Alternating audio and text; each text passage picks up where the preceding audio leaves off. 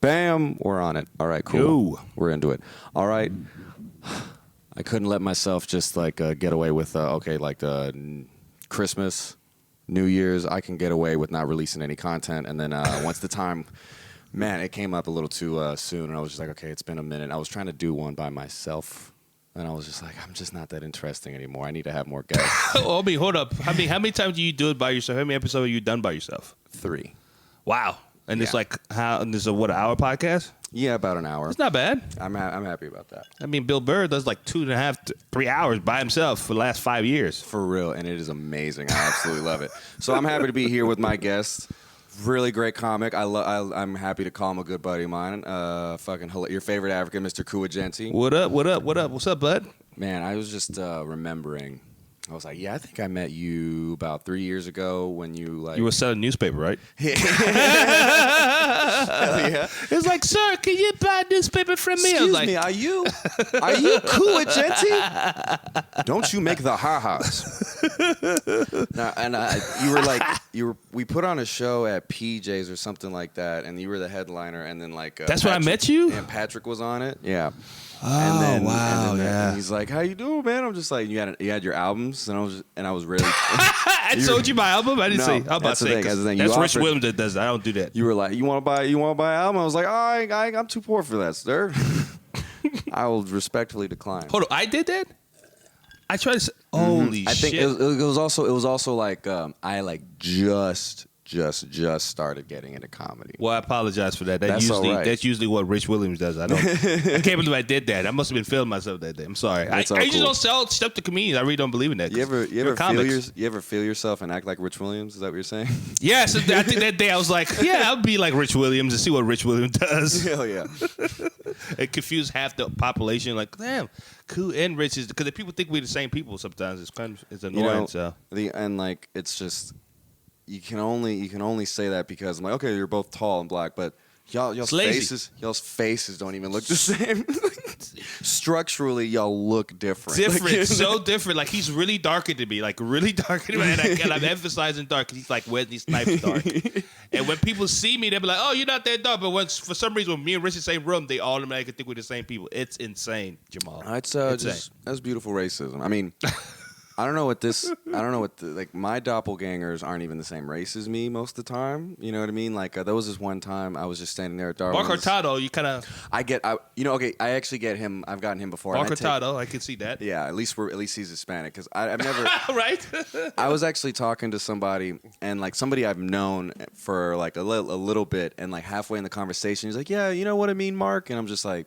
I made a face and I was like, okay, I think he means that guy, but I know he knows who I am. And at the end of the conversation, he was like, I realized halfway through I called you somebody else, and I saw that you saw that I did that, but we both just went past it, and I like that about you. And I'm like, yeah.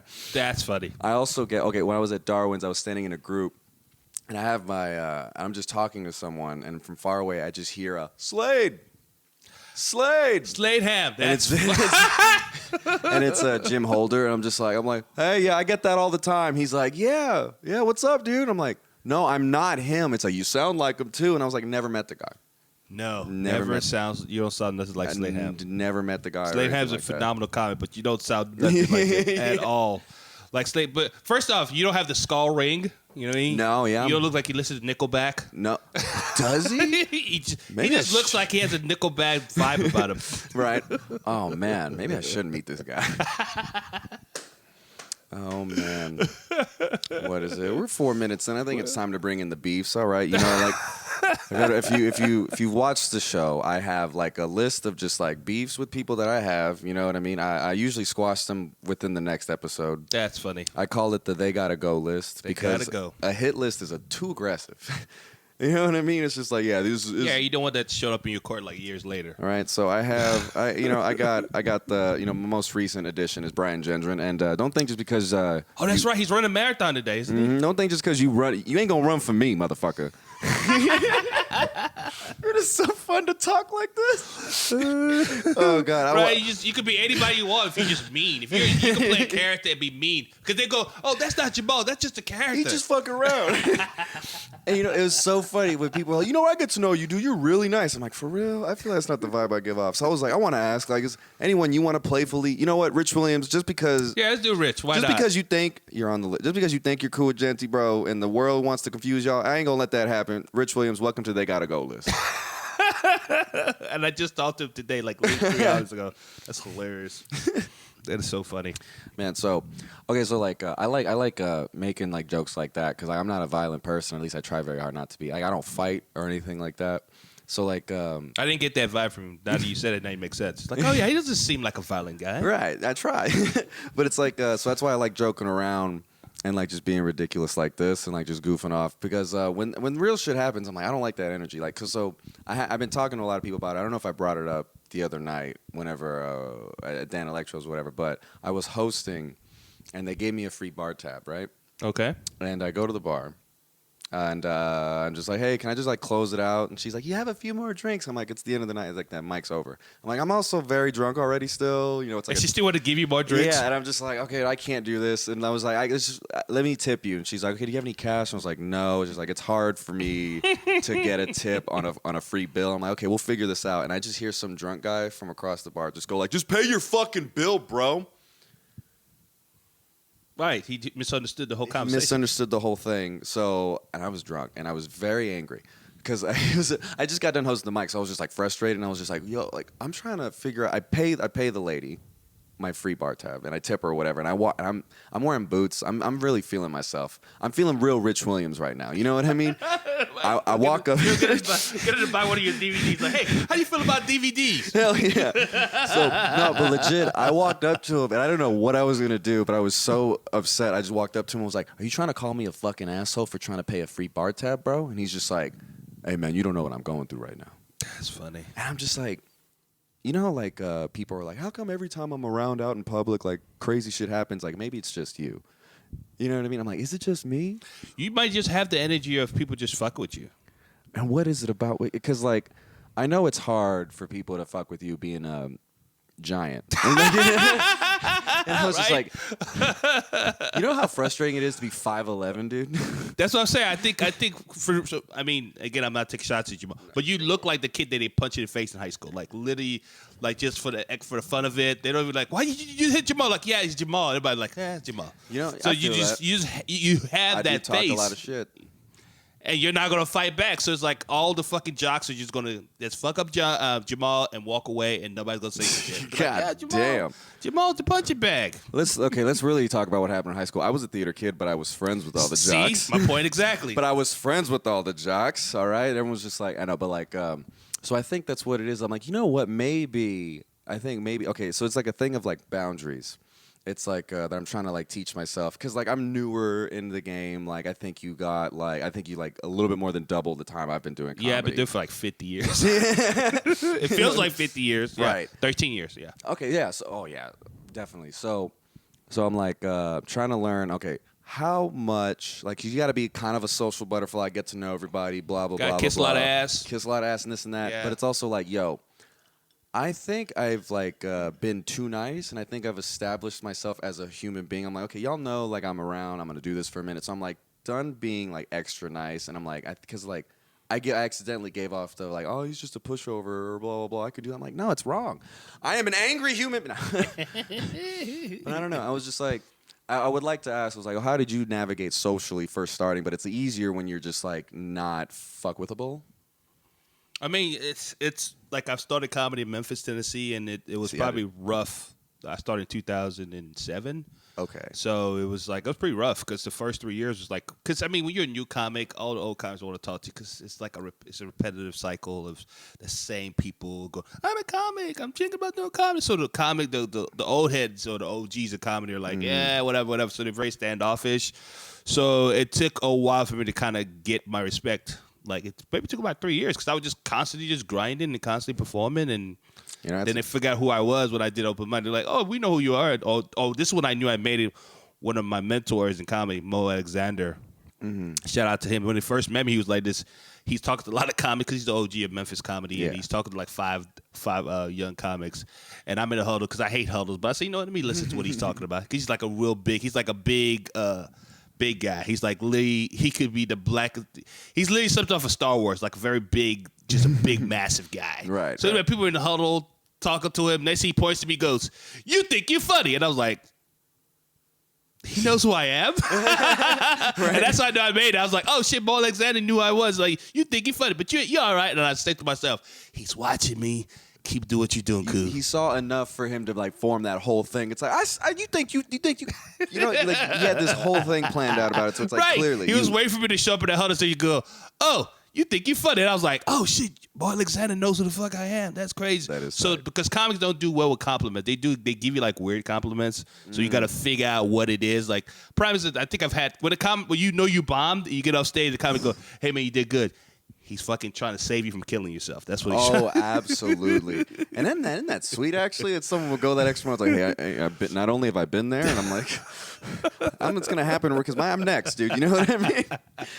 That's like the worst thing to tell somebody. Like, hey, man, you did good. I'm like, I didn't hear the laughter, bro. I mean, I know you tried to save me from myself, but let me go do what I need to do right now.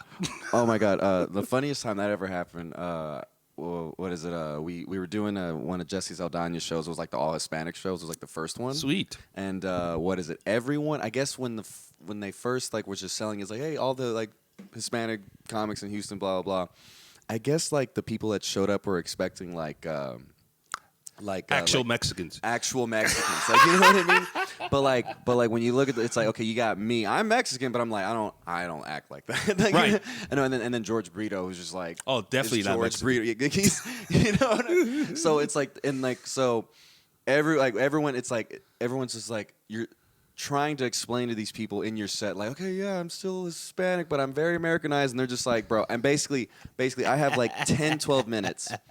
I would say, let's say if I had 10 jokes in that whole set that I did, 3 of them got laughs. They were very good laughs, but the rest was so dead silent. And then when I got off, I was just like, Jesus, a Joe Esquivel, shout outs to my man, but walks up to me, and he's just like, hey man, you did your thing. And I was like, go fuck yourself. That is the worst. Oh, God. Shut up. That's not a good sign when Joe Esquivel walks up to tell you, hey man, you did good. Be like, fuck you, Joe. I did my no, and it wasn't even that I did good. It was that he said it could have been anybody, but it was like the fact that he was like, you did your thing. Doesn't say Joe Esquivel said you did your thing. Like, fuck you, Joe. I know what you meant by that. I did my thing. Okay, you know that thing was terrible, by the way, motherfucker. I don't know. Oh shit, that's hilarious. Shout out to Joe Esquivel, man. Our bomb's different from. Obviously, as you do it longer. Because I'm only 3 years in. You're at that lucky 13 mark. So it's like 13. Yeah. How do you process like? Okay, when was the most recent time you genuinely just ate a bag of dicks, like, on stage? And how do you process it now versus when you were like 3 years in? Last time I bombed. Jesus, it's been a while. I don't want to sound cocky, but it's been a while since I bombed. But I think the last time I really like ate shit, probably gotta go. It's been a while. Because we're not talking about mine. We're just talking about book shows. They're book shows, yeah. Shit, I have to go back. Maybe. You know what? It's kind of bomb, but it's not really a bomb. I thought it was okay. Mm-hmm. I did. Okay, with black shows. All right, so I have a love-hate with black people. It's either they love me or they fucking hate me. It's like, it's either or. It's like, because they don't know how to process me. They're like, I know he's African, but he sounds black and he looks fat. So is he American too? He's like, they don't know how to process me. So it's weird. Right. So I did a show at the Houston Improv. Shout out to my man Carlos Wallace. He's going to do my my talk show on Facebook tomorrow. Yeah. He books a show called a Houston All-Star Show, right? Okay. Houston All-Star Show. So the first time he booked me, I fucking crushed. Did great. Good, well, awesome. So he booked me again to do again. And I go, all right, cool. I'm feeling myself. I know what comedy is now. I know. So this is the Houston Improv, like sold out show, 450 people, all black people. Sold out. Everybody have like Christmas and Easter suits on and stuff. Like hair, nail, everything. It looked like a concert. It looked like a rap concert. It looked like Lil Wayne or Jay-Z or Beyonce about to perform. They look like Sunday's best in there. Hell yeah, I like that. So anyway, I'm doing my bit. Okay, in the beginning I'm doing okay. So I'm doing this bit. I had a joke that I said that a strip club bit. And this joke was, I was talking about, I was at a strip club and this fucking stripper walks up to me and she says, hey, would you like a lap dance? And I go, nah, I'm good, baby. And she goes, no, do you want a lap dance? I was like, look at me, I'm a child support. Get away from me. Then she says this. I'm not kidding this, Jamal. She says, look, my baby needs some shoes, so you better give me a lap dance. It's obviously a black chick. And I go, Dang. wow, that's pretty aggressive. Mm-hmm. It's like, I got a kid, and I thought about it. I said, you know what? I give back to charity every now and then. Come on, Diamond, let's do this. So I do the lap dance. I get the lap. I'm doing the joke, and I'm not hearing no laughs. I'm just doing the joke because I'm so used to doing the joke a whole bunch of times. So I'm doing the joke. You know the rhythm, yeah. Right. So I'm doing, because you're a comic, you're so used to doing rhythm, you don't know about laughter. You just go into power through your shit. So I remember I was, so I go, you know what? That's a horrible name for a stripper. Like Diamond, she need to change her name. She need to change her name to Food Step. And when I said, I heard somebody go, I was like, but I'm still doing the bit. I'm still going. I'm still going. I'm going. And next time I go, I go even further. I go, yeah. She said her name to Food Stamp, right? I said, well, that'd be awesome stripper day, right? Like she gets so, before she gets on stage, the DJ be like this, hey, everybody, get your Lone Star cards together for Food Stamp. And I do this, Jamal. I go, right. And the black crowd's like this. No. And I go, y'all don't like this joke? And everybody said, I kid you not. Everybody was like, nah. And I go, y'all motherfuckers must be on Food Stamp. Everybody was like, yeah. It's like you try It to was be like the relatable. best moment ever right there. Try to be relatable, but like you just ended up hurting feelings. Right? They was like, how the fuck does motherfucker know this shit? So my voice, I sound very proper. So when I'm doing the bit, it sounds like I'm condescending to them. Like, oh, this bougie African motherfucker think he better than us. English is your second language, right? Correct. So you have to learn it a little bit more properly than like when it's your first language. Well, actually, technically, it is my second language. I'm just a terrible Mexican. I forgot Spanish. But like Yeah. Man, it's like Texas. Exactly. No, yeah. So like I've had foreign exchange student friends, blah blah blah. Like they speak such more proper English. Because it's like that's just the way they had to learn. Yeah. I mean, I could switch it up, but the problem is when I first started comedy, I used to call it blacking it up. I feel that. And I tried to black it up, and I was like, and I wasn't doing well, Jamal. I was like, this is not me. I'm doing all hacky versions of Eddie Murphy and Chris Rock and all these Bernie Mac, all these prominent black comics. You know what I mean? I make a caricature of it, and I wasn't doing well. So one day I just bombed really bad in Memphis, and I go, you know what? I'm just going to stick to just what I know. I just started talking about African stuff, and that's when Your Favorite African came about. It was just me just doing all African bits. That's all I was doing for like a year and a half when I got back to Houston. And like I found the same, like in the same vein of just like, you know what? I'm trying to do this thing. I'm not this thing. Let me make it super personal about myself. So it's like, I totally get that. Things got way easier when you make it more personal. It's like, how do I write jokes? It's like, just make it about you. That way you're not a hack because it's about you. You live and die with your ship, dude. Absolutely. It's like you're basically a captain. You built your ship. This is your fucking, you're fucking Captain Jack Sparrow, bro. This is your ship. You're going down with that motherfucker. That's why I mean, knock on wood. Nobody's ever accused me of stealing jokes, so I'm pretty proud about that. Now they might say that, oh, I'm doing African material, but that's fine. But other than that, I stay to myself because that's all I know. So if somebody says, oh, who does African material? I'm like, fuck you, I'm African. Yeah. That's me. Of course I'm going to talk about being African. I get that same shit whenever, because I like making racist Hispanic jokes. Like, I love saying I hate Puerto Ricans, and everyone's like, yeah, that's really racist. I'm like, yeah, but I'm also Hispanic. Like, Right. That's the light-skinned curse. You know what I mean? We're hitting the 18-minute mark. We're going to pause for a second. We're going to come back, do another 20 minutes, and we'll be right back, dog. Hell yeah.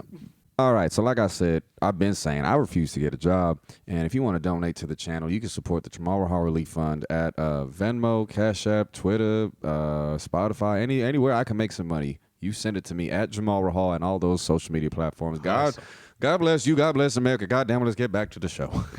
Adam Radcliffe, I'm coming for you. Back at it. That is I gotta say, I'm trying to get better at podcasting because that was such a fun first, 18, 20 minutes of stuff.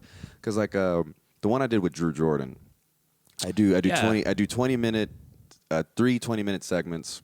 First one, I don't get asked to do a lot of podcasts, so he didn't really know what to do either. So I was like, he didn't know how to just be just normal. Oh yeah, well, so this is how I figured. I was like, first one, I was like, I'm gonna be real weird. I'm gonna do my thing, and then the second one, it'll be 50-50. And then the third one is basically when I'm just like, okay, so actually tell me about what you have going on. Right, that's closer. Yeah, that makes sense. So I'm like, that makes sense. It's like Jamal, that's actually a podcast. And you know,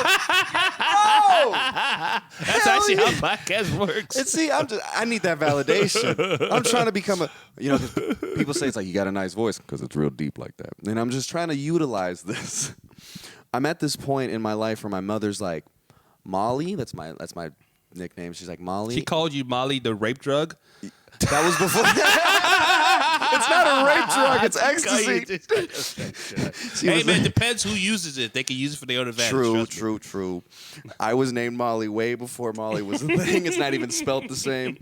But she's like, Molly, you need to get on TikTok and do a cover song. That's I'm a funny. musician too, and I'm just like, and I just realized, am I becoming that like person who's like into the, like that young I guess artist, whether it be like comedy or this or that, where it's just like your parents are being like, hey, you know what, you do this thing, I saw other people on Instagram or TikTok do this, you should do that. I'm like, yeah, that's way different.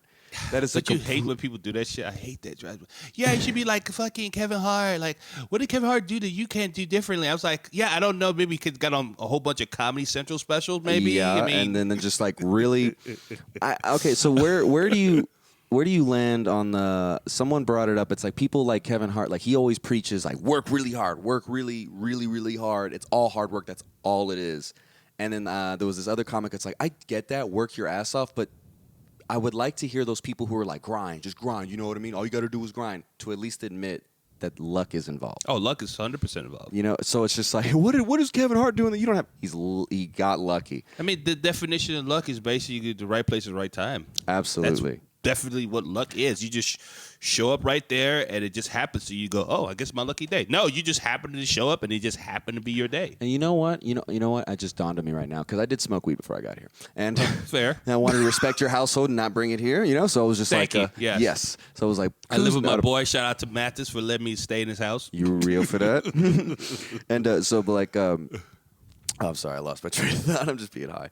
But so, anyways, I brought up. I have the screenshots of my mom telling me to cover a song. And she's like, Molly, cover a song and put it on the media. Your voice needs to be out there. Please, all caps, stop being a dumbass. I love your mother. She should have a whole segment on your podcast. I think it would be the greatest show ever because she has a real Bee Gees voice with her voice. Like she sounds like this, Koo. Bee Gees. She sounds like this, all right? And she laughs like, ha, ha, ha, like, you know what I mean? But she's like super Mexican, but she's light as shit. And Really? yes. And Does she speak Spanish? Oh, yeah, fluently, yeah. My dad, who isn't Mexican, speaks fluent Spanish. That's because he moved to America to become Mexican because he just, like, rose through the ranks of a construction company. And so, you know what I mean? It's like... That's hilarious. It's kind of embarrassing. So your dad's more Mexican than you. Absolutely. It's kind of embarrassing when both your parents are, like, bilingual and You're just like English. Do you speak it? Like, you know... I don't You know. speak the language. That is like, oh, that's fucking hilarious. So man. I mean, it's like I guess it's like okay, it's kind of obvious. Like, so like you didn't lose your original language at all. I never spoke my language. That's the thing. I'm just like you. I never spoke my language. I was like literally. I was born and raised in Nigeria. Okay. Came here in 1997, and I remember asking my mom, God rest her soul. I said, "Hey, Mom, why didn't you never teach me Igbo?" She goes, "Because I want to know you're going to America, and I didn't want to mess up your accent." I was like, "Well, thank you, Mom. Appreciate it." And as soon as she's passing away, like she's in her dying bed, and I'm looking at my mom, and I go, "Hey, Mom, why don't you teach me?" But she goes, "You should have learned it." I was like, "Mom, you're the same person, Bro, my mom is. How are you making me feel bad now?" She. Okay, so it's like in school they would always ask, "Hey, do y'all speak a second language at home?" And I'm like, "No, we don't." And then like. My mom never spoke Spanish around the house. My father, you could hear him talking on the phone in Arabic and blah, blah, blah, and everything, but it's like never spoken another language at home. And my mom's like, I just can't believe you forgot it, Molly. I don't understand why you're not bilingual. And it's like, because you never spoken to me. Never. My caregiver, my creator, the person I look to for guidance is like, yeah, we don't do this here. And I'm like, I'm not going to either.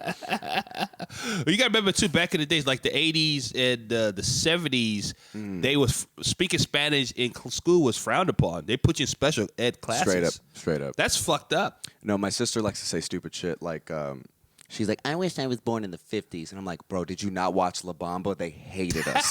They hated Mexicans in the 50s, dog. What's the fuck are you talking? Right, they hated you guys and never get on a plane. Yeah, for real. Oh, my God. If La Bamba taught any Mexicans, like, they hated Mexicans and never get on a private jet. Like the first scene is them trying to play music and then being like, we want to hear it, we want to dance. What is this rock and roll bullshit? God damn it. So okay, actually, it's funny. It's like so we both like at least mothers are like the whole like, oh, we're doing this because of this, and then years later it's like, how come? And it's like, you know what, you should have did this. So you're a parent. What like do you I'm find a parent. Yes, do you I have find a 15-year-old yourself son. Yes. Do you find yourself shout out Lil Koozie?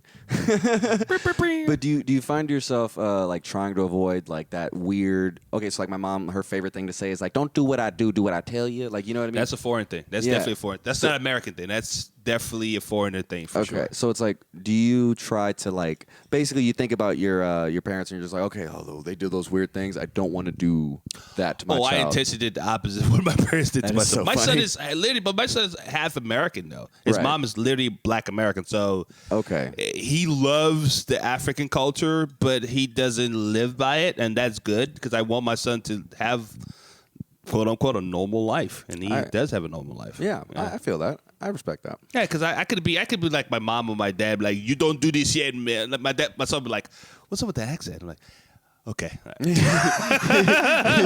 I could just do my own accent and just on my son. My son like, Dad. I remember I used to mess with my son. I said, you're lucky. I do the accent. I'm like, you're lucky you're my first son. My son going, I'm your only son. You're lucky you're my first child. And I go, don't make me another. You're right. Don't make me another kid on you. You know, my dad, my mom, very very Americanized because she was born in like the Valley in the Rio Grande Valley. Yeah. She was born in the Valley, but my dad has an accent because he moved to America when he was like 17, 19. Iran, right? Lebanon, Lebanon. which is basically the Mexico of the Middle East. Like, you know what I mean? That is, man. That like is. both red, white, and green. But he has an accent. He is like very light Mali. He talks like this. Dude, Lebanese people are fucking. I used to sell cars, and one of my homeboys got arrested. So his name Hamed. He's so militant, bro. Yeah. Like he fought for like the Lebanese army, and he fought for like the war they had out there, and he brags about it all the time. He's so intense, dude. So intense. Like my favorite scene, and it's like even funnier because like my dad is the same. Like there's a certain like level of like just an aura around him. You're like, this is a stiff old man. Like, oh my God, there's something about this guy. But like he's like, I'm goofy as fuck, so clearly he's a little goofy. So basically, whenever like he's trying to call me out on some shit, he's like, Molly, you need to do this. And I'm like, He calls you Molly too. yeah, and I'm just like. If I'm losing an argument with him, I'm just like, man, speak English, because he has the accent. And then we just start laughing. And then my mom was just like, stop being so mean to your dad. That's funny. How old is your dad? He was born in 1970. He's 50 something. Hold up. The way you describe your dad, I swear I thought your dad was in the 70s. The way you describe it, how he's old. I was like, he's not old. He's in his 50s. He's in his 50s. No, but it's like he's very so he's very traditional. So and like he's I'm very. looking at the camera right now. It's like, your dad is probably fucking pissed off. He's like, Molly, I'm not old. I'm not old. My dick works. So No Viagra. right. So what did it? Yeah, it's all Allah. It's like, but it's like no. So like he is very. He's very. It's infuriating because like I have like my mom tells me she's like, oh, you have my crazy mind, but you have your dad's heart, Molly, because he has That's this awesome. peace about him. You know what I mean? Because I mean, like unfortunately, like when I went to try to live in Lebanon for a year, a war broke out and I had to escape. So I kind of got a taste of what he lived through his entire life. Oh, you were there? I was there I used to go for the summers, and then there was one summer we're like, all right, so we're going to stay for a whole school year and learn. a war broke out. A war straight up broke out. I tried telling it on stage, but there's not a lot of funny ways for me to get around it. Right. But I have been What year are we trying it. talking about? What year is this? This is 2006. I was, Holy shit, not that long ago. yeah, I was 11. You could, God damn it. That's what a weird for going. Disney World, war in Lebanon. Straight up. You know what's funny is like a year or two after that, when I was like 12 or 13, I got arrested in Mexico for, guess what? Drinking and driving, baby. The Mexican way, baby. Exactly. Orale, vato. What is it? I remember in the heat of my probation, I would like complain about sobriety, and I'm just like, I can't believe I have this like DWI. And Patrick's like, hey man, don't put no pressure on yourself. That's just a family tradition. I mean, when you oh my God, have you ever talked to anybody about. I mean, if you have a DWI, talk to anyone who's had one. So many people. So it's Adam Radcliffe. I'm coming for you. I hate you, enemy of the show. But like Adam Radcliffe has one that is so wild. Jesse has one. Jesse has one, and Brian Gendron. I remember when I was like, when I was getting like all-American crew cut. All-American crew cut, lost 400 pounds, Brian. Like, you know what I mean? That's right. So let me talk about Brian. My mans. Do a sipper and post it on Facebook. I don't care. So I love Brian. Brian's my guy. Gendron, funny guy. So we're outside in front of fucking PJs. Yeah. And I'm going, it's like maybe like 8 comics in the huddle, and I go, hey, what's the deal with Brian?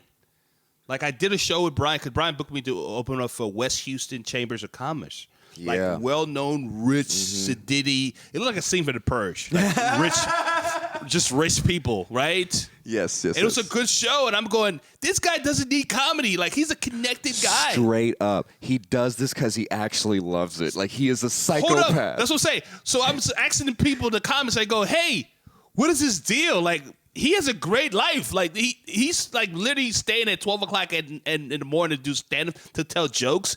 He has a hot wife, beautiful kids. Thank you for saying it because I've written a song. Okay, this is how it goes. Here's the chorus. It's about how I want to fuck your wife, Brian. But I'll get into that. All right, so look, he has a hot wife, beautiful kids. I mean, he's doing great, right? So everybody's like this. We don't know what's his deal is, and it's like clockwork. He lives like across the street from PJ's. He's jogging. Of course he is. Yeah, he don't live that far from PJ. He's jogging, and he gets there, and I go, in front of all the comments, I go, hey, bro, like, what the fuck? Like, you have a great life. You have a great job. You do seminars and stuff. I mean, what is your deal? Why are you doing this? Like, why? He goes, because I'm bored. And he walks upstairs. That is so fucking funny. God damn. That is such a good answer. That's what he said. Because he's bored. But, you know, they do say that about people, like, not, you know what I mean? We don't know how he lives, really. But, you know, people who, like, they say about people who have it all, it's like, yeah, they're looking for something. If I got it all, like, they got to entertain themselves. And I'm like, fuck. This is bored. Fun. Jesus. No, and I tell him, I was like, when are you going to run for office? He's great, like, man. I'm trying He should run for office. Like, I'll vote for him.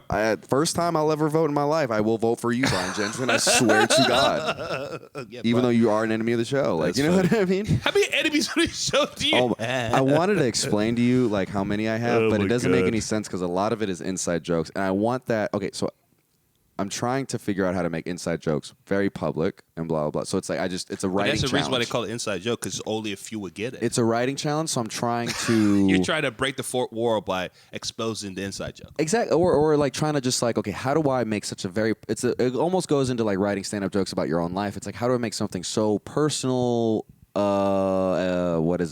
very attainable to a broad audience. You know what I mean? I've seen comics try to do jokes about other comics while they're bombing, and they think it's a good joke, and the crowd's going, we don't know who that guy is. Yeah. We're not laughing. Like, yeah, I haven't seen this TV show. So, like, that's what... and so it helps to have the visual medium, because, like, so I have Charles Justice's dog on this list. Oh, Ziggy. shit. I'm coming for you. Okay.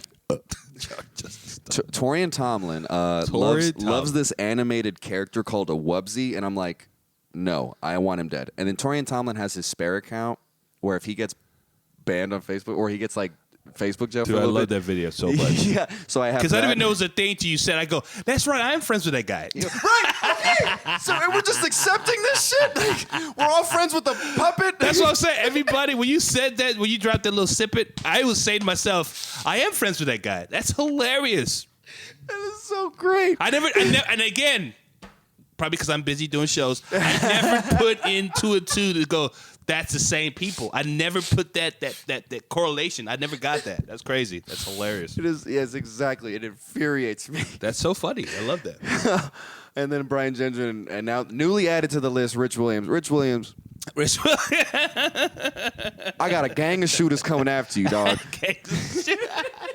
It's like I said, it's fun to talk. And they're like not gonna miss this time. Hey, Rich. You know, Rich got shot, so he's not gonna. Yes. They're not gonna miss. I tried. You should add that too. I know you got shot before, but they ain't gonna miss this time. Oh man, see, I knew that, but I was like, I don't want to be that brutal. I'm like, there we go, cool. Nah, you got it. He's fine with it. He's open about it. You know, honestly, I mean, Dog, I mean, I escaped the war, so it's like you got to have some sort of sense of humor with all the trauma. Dude, for all that's the things everyone's 11-year-old. Good God. How did he fucking get out of there? Did they shut down the airport for a while, or you guys got on the first plane out of fucking Lebanon? It was like second try. We went to the American Embassy. Oh, like, you good then? First American time, Embassy, yeah. you good. First time they were just like, no, we ain't taking nobody. Second time, I remember my great uncle Muhammad. Of course, his name's Muhammad. I swear to God, his name is Muhammad. Your great uncle named Muhammad. Hell yeah. If you said Travis, I was like, oh, that makes sense. his name's Mo. You know. Muhammad, of course it is. He's like, Jamal, the only reason why we got through is because I lied. I said we were at the south in the border where the battle first struck. He's like, I haven't showered in days, and he's just lying through his teeth. That's Which like we did hilarious. struggle, of course, but we just made it worse than what it was, and that's the only reason why we made it through. And So bro, funny. is honestly, I never even really thought about it till right now. It's actually really fucked up because it's like groups of us whores, just like, oh, you gotta let us in, and the soldier finally lets me, my little sister, and my uncle in. And then we go inside this building, and it's just like peaceful. It's empty. It's like, it looks like this. Like, you know what I mean? Like, it looks like just an Americanized home. And I'm just like, and there's chaos outside, and there's peace in here. And I'm just like, that is so. That's America. That's literally what America is. That is, and like, I guess what the thing, I've People never. like dying and just, you guys watching SpongeBob. I swear to God, yes. I was watching Nickelodeon. There's like bloodbaths everywhere. You guys go, oh, I can't wait to watch a new episode of SpongeBob. That's your tag. That's your joke. You can use that. I have to remember because like That is your tag right there. You ever just like tell a story forever and then never just unlock certain aspects of it? You're like, I never thought about it before, but that was pretty fucked up. That is hilarious, though. That's fucking funny, man. Bloodbath everywhere, but I had time to watch SpongeBob. Yeah, speaking of Lebanon, it's the most random tangent ever. But like a few years after I went again, and we brought my half brother, who's full Hispanic. His last name's actually Sanchez, And that's your mom's kid. This is my mom's. Yeah, and like we all Your oldest brother. Yeah, and we all have the same mom, so we're just like, that's the homie. Like, you know what I mean? My dad, poor guy, he's just like, I just wanted a green card. Now I have a whole other kid. Like, That's fucking funny. oh god, but like we went there we're at it. Like it was a weird time. It was like we had to be at an internet cafe or whatever. I'm playing Vice City on this internet cafe at like 12 a.m. or whatever the fuck, and I go to my MySpace. This is how old this is. Yeah, it's 2006. And that's how I found out. Well, this is after 2006. So this is probably like maybe 2008. Hold up, you went back after the war? Yes. You guys are insane. Well, you know what? My grandma lives there. Like, you know what I mean? You gotta see grandma. I will find out exactly what year it is. Just give me. Oh my god, that is so funny. It's like, hey, we went back after the war. Yeah, of course, grandma lives Okay, there. so the war was what is it? 2006, and this I hate.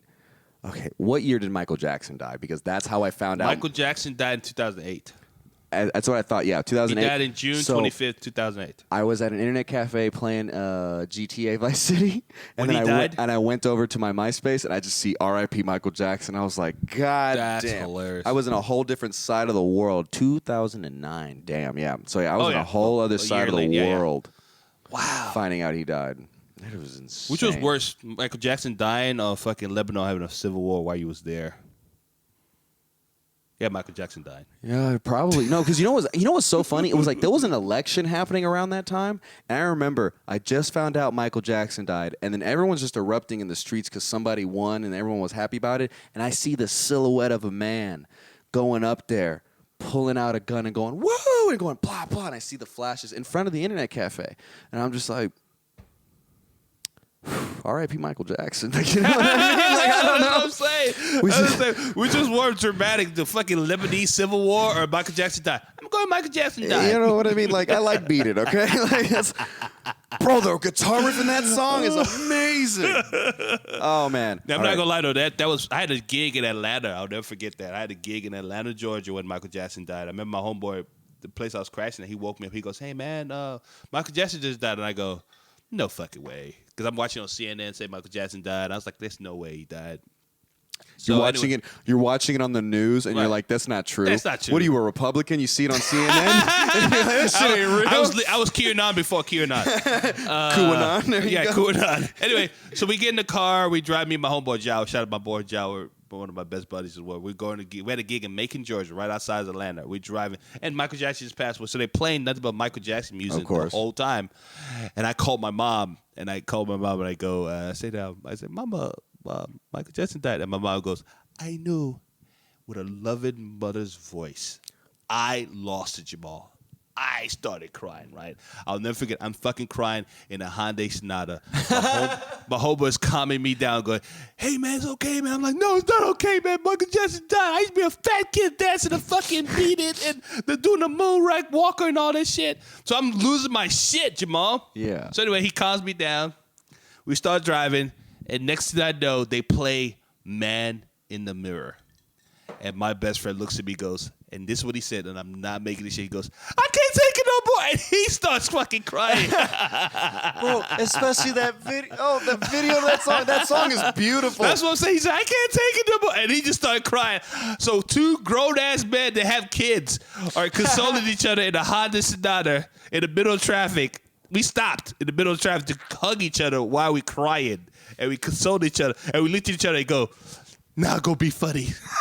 Oh, God. God, that's beautiful. That's what happened. True story, man. Shout out to man. Joe Horn. That actually happened. God damn. I mean, that just goes to show it's like with being in comedy. We're about to hit that mark where I gotta change the cameras, but I think it's a good topic to build off of. It's just like trauma side by side with being a comedian. I think we should totally crush another 20 minutes about that. So we will be right back with that. We're back at it. Okay, so we left off on like with traumatic things happening and then like immediate. Okay, so I have an example to like I guess like help, and it's like so last summer. Height of like quarantine and stuff like that, but it was like just when the clubs and bars kind of started like opening up. So like Secret Group was having a lot of shows and stuff. Dog, I probably like in the 3 years I've been doing comedy, like that summer, COVID summer was like the fucking most money I've ever made in comedy because it was nothing to do but do shows and blah blah. And not a lot of people were coming out, so I was like I took full advantage of that. But I had a family member pass away. Oh wow, suicide actually, and it was just like crazy. And like I remember like.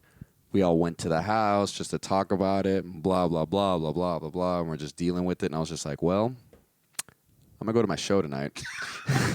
And you know what's funny? I brought it up. I brought it up earlier. It was like about that bomb where Joe was like, hey, man, you did your thing. It was that first like Hispanic show that Jesse ran. This was the second one, actually. So that actually like went through like very well. So like, oh, wow. Yeah, so it's like, but I was just there. Like, and I was like, I got to go do the show. And then like, dude, and like I'm wearing my uncle's boots, like you know what I mean? Because it's just like he was the guy that committed suicide. Yeah, you know what I mean. Holy shit, it's heavy. Yeah, exactly. And I went and did a show, and honestly, like, do you still have the boots? Fuck yeah. Man ain't gonna die now. I'm not gonna get his boots. Like, come on, man. That's just a waste of boots. No, but man, like, that's awesome, man. No, but so it's like, but I went and actually had one of the best sets I've ever had in a minute. But it was just like, so like, and I remember just like. I mean, like, and like, I'm not real big like toxic masculinity or blah blah blah blah. But I was like, kind of man up. You got to work right now, big dog. That's how it is. And I think it was a Sunday. No. Yeah. So there was a mic. So I was hanging out there like all day basically. And there would be a moment where I was talking to Will Loden. Shout out Will Loden. Yeah. And I was just like, hey man, so this happened today, and I'm a little upset about that, and I just need to say this much. And actually, I already feel better about it that I'm saying that. Just I need somebody to know that this is happening while I'm trying to be normal. And that just made it so much better. Had fun sets, hung out like normal, but just processed it. Did I see you that night or no? Probably. I mean, because like you were one of the few, because that was like early COVID summer. We like there wasn't a lot of people coming out. Like, I fucking miss that place, man. I do too. I miss Secret Group so much because it was like literally my second home, like literally. I just found myself being there like fucking 4 days a week all the time. Yeah. You know, and I miss it a lot. So, but like, yeah, with that, just traumatic things happening, and then all right, I gotta go. Yeah, but that's what comedy really is, though. It's true. It's time plus tragedy equals comedy. Mm-hmm. That's what literally stand up is. Nobody cares about good times. Nobody cares about how you feeling. Like, oh, I bought a yacht today. Yeah, suck my dick. That's not funny. Yeah. Trying to tell a story about something fun is like a you should have been there story. Yeah, that's a work, man. That's why Jamie Foxx has the best story when it comes to you know who Jamie Foxx is, right? Yes. Okay. So Jamie Foxx does stand up, kids, whoever's listening. Jamie Foxx had a best story. He said when he did Any Given Sunday, great movie with him and Al Pacino, Yes. he was really feeling himself. So he decided to go back to do stand-up. And he was talking about his mansion and him buying G-Wagon Mercedes. Yeah. And he goes, yeah, I'm doing good. And he said he wasn't getting enough laugh. And he remember one time he was doing a theater and he was outside talking to one of his homeboys and the doors kept opening up and closing. But every time the door opens, he hear roars of applause. And he was like, man, who this fucking comic that's fucking killing? It was Chris Tucker. Damn. Okay. Chris Tucker was his opener. And Chris Tucker was murdered so hard, he, like, literally Jamie Foxx said he had to go back into the lab and just rewrite his whole stand-up because he said nobody gives a fuck if you're doing well or not. You got to go back and just dig down deep inside and just talk about dark stuff and make it funny. Mm-hmm. Well, I mean, dude, especially like watching like your opener, it's like that, like not even it being Chris Tucker at all. Like, you know what I mean? It doesn't make a difference, but it's like just like for someone to be an opener like that, like they have to be tenacious and they have to be extra raw. So of course it's like, I mean, I think I've heard lots of stories like that where it's like the good comedians look at who's opening for them and like, fuck, this guy's awesome. Like the people who bring like killers with them to open, it challenges still. I mean, we know people like this, but you know, I won't say anything. But there are those people who bring like shitty openers with them. So like, yes, intentionally, yes. I mean, because I've again, I'm not taking shots at of headliners, but I've opened for a lot of headliners be telling me, hey, don't do this joke, or hey, you're too funny, dial it down. You know what I'm saying? I'm like, dude, that's so weird. I'm making your job a whole lot easier. Right. You just got to carry the energy. Yeah. I mean, wouldn't that inspire you? Okay, so like whenever like I first started doing comedy, I would go out to open mics. We would carpool. Me, Patrick Eady, Tyler Tibbs. We would always go all the time, and Patrick would always go before us, and he was the most experienced one, and it would just always stress me out to go after someone who was more experienced. But also, it made you in your mind like, I got to be better. Yeah, I got to be better. I mean, people freak out when they have to go after Andy Huggins. You know that everybody's like, I can't go because Andy's like, sure bet, fucking hilarious. He's gonna fucking destroy every time. And I went on the road, Andy. That's how I knew I knew I was ready for comedy, Jamal. My when I decided to become a full-time comedian, me and Andy went on the road for a whole year, and ask Andy, he'll tell you. We went on the road, and I had to. We performed together. Every fucking place because I needed bookers to book me, so I used Andy as my way in. And I remember we did a room called Cinere in McAllen, Texas. Okay. And this is how I knew I made it. I usually let Andy close the show, but we do the same time. We split our time, but he does co-headline. Yeah, co-headline. But Andy looks at me, he goes, "You're going last tonight, right?" And I go, "No, you usually go last." He goes, "No, I want you to." And in my mind, Jamal, I knew I made it as a headline because that was literally his stamp of approval. Like, kudos, you the man, you do your thing. Fuck yeah. I'm fine. And I had to go after Andy. And I mean, obviously, I don't think I'm never funnier than Andy, but I held my own. You know what I mean? Right. That's when I knew I made it, dude.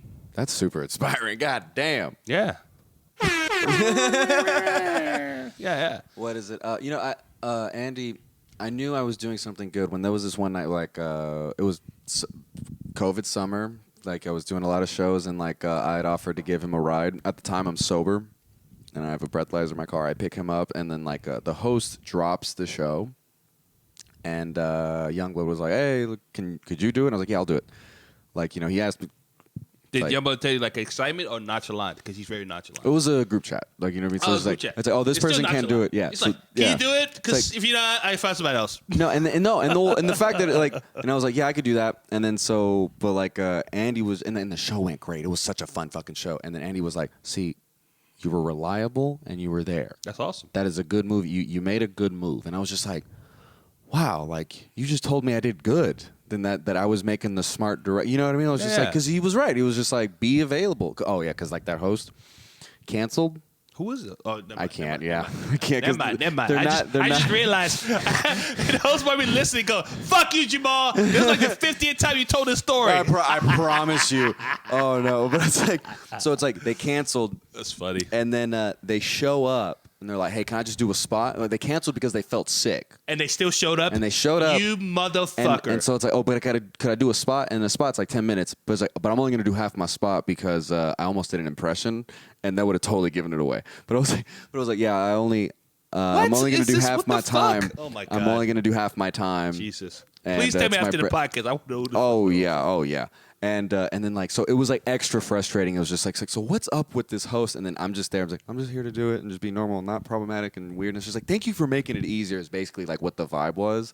And then he's like no, yeah, like definitely like so to have that stamp of approval. You know what I mean? At different levels is fucking great. Like yeah, his word like literally it's priceless, man. You can't buy that. Andy's like literally that Obi-Wan Kenobi of comedy. Like if he talks to you and gives you advice, you run with that shit. I feel that. Hell yeah.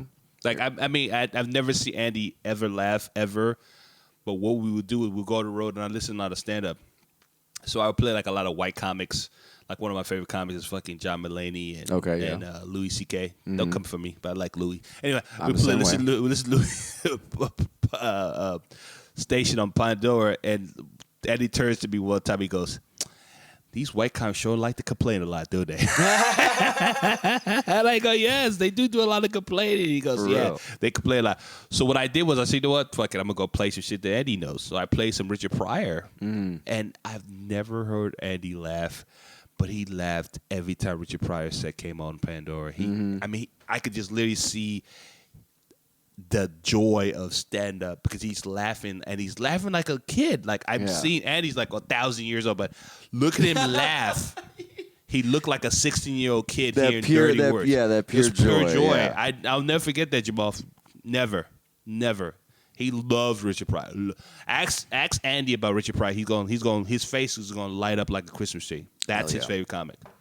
Man, what is it? I got to talk to him a lot because like it was like the year I was sober that I was talking to him or whatever. And that's a good time to actually talk to Andy. Exactly. So you can remember it. Yeah. And we were talking about sobriety and whatnot. He's like, yeah, I used to go to AA with Bill Hicks. I'm just like, God damn, there's just a wave of comedy wisdom behind this human being. Yeah. It's just so much history and just this. Not, 'cause like you said, he's 1,000. And like, but it's just like, goddamn. Oh, and that's the thing that's crazy about like this what we do in general is that like, man, like, the world kind of gets a little smaller, like a little bit, or it's just like how these big things are just closer than you think they are. Like, you know what I mean? For a lot of us, and it's just like weird that like these little things that we're doing, these little microcosm fucking activities that we're doing, actually make a difference in this grand scheme of things. Dude, that's why I talk about it last week on my talk show, Standing Room Only. Anyway, I do a word of the day, and I call it reflection. I got fucking the cranberry vodka. Self-reflection.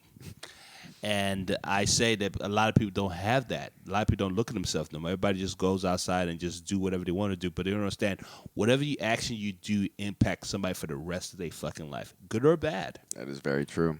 Good or bad. You know what I mean? And I'm more conscious of doing that because I don't want to have nobody's first impression be the wrong thing because they don't know me. So I'm always saying, when you go outside, be the best version of you every fucking time you get out that fucking house. Because guess what? It could impact another person that's just like you, another person that looks like me, and they go, "Oh, I met this guy, he's a black guy, and blah, blah, blah, blah, blah, and I'm not racist." You know what I mean? Right. That's how people turn racist sometimes. So I'm always conscious of that, saying I'm not giving people that impression to think that every black person is angry or every black person hates white people or every black person wants to fucking fuck hoes and do fucking Molly. Hey, hold on. I like hoes and Molly.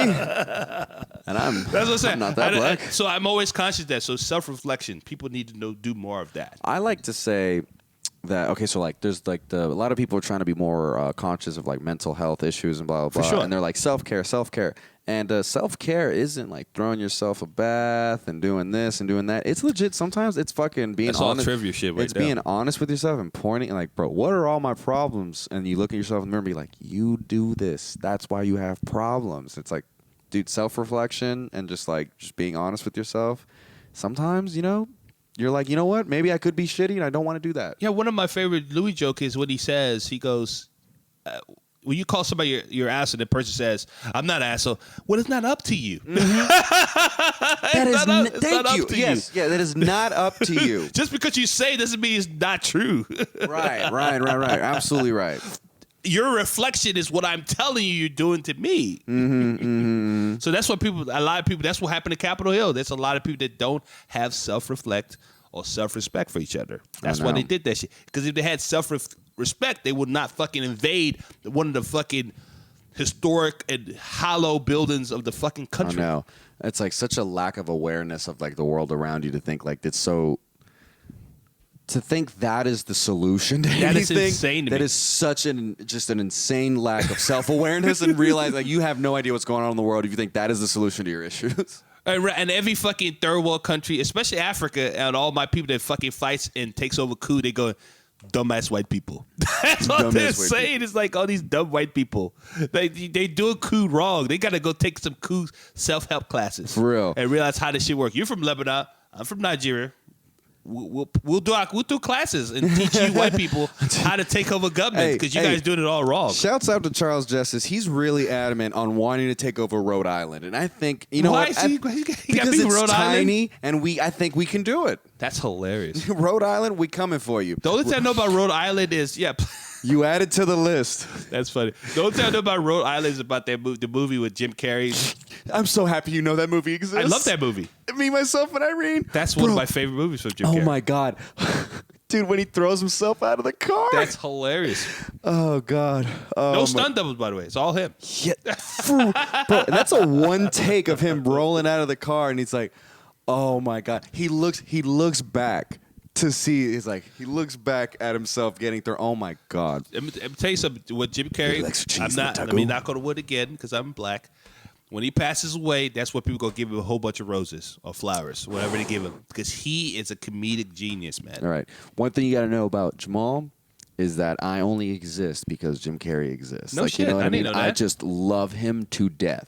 That is my man. Wow. Like ever since I was a child, I grew up. I just like Jim Carrey is like can't do no wrong in my eyes. No, he's like just he's ahead of his time. He's ahead of his time. Absolutely, and I'm just like God. Alrighty then. Like Dumb and Dumber is one of the greatest, is if not the greatest comedy, one of the greatest comedies of all fucking time. I probably go with Liar Liar.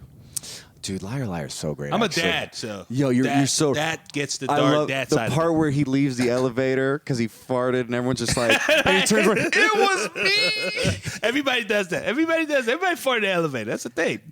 So.